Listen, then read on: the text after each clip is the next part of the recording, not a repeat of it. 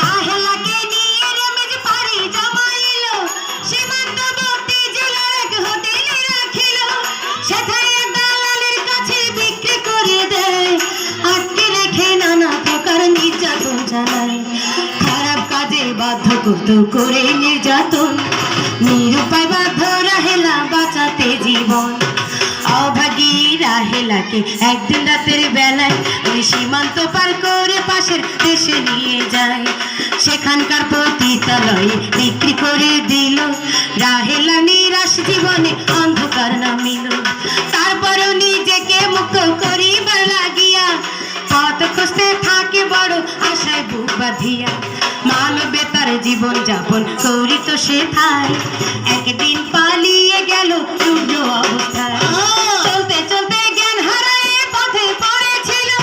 Police উদ্ধার করে তাকে থানায় নিয়ে গেল,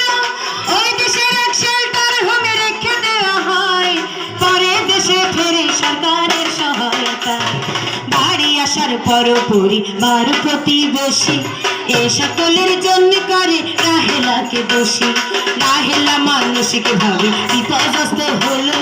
জীবনকে বড় অসহায় ভাবিতে লাগিল, এমন হতাশায় পতিত হলো, হতাশায় পতিত হলো, হতাশায় পতিত হলো, খুঁজছে উপায়, মানবতা কি যাতনাময়, কত নির্মম নির্দয়, মানবতা কি যাতনাময়, মেরে বাস্তবে কাহিনী শোনায়, কত কাহিনী শোনায় উপন্যাসী প্রায়, কত নির্মম নির্দয়, মানবতা কি যাতনাময়, কত নির্মম নির্দয়, মানবতা কি যাতনাময়। সুপ্রিয় দর্শক মণ্ডলী,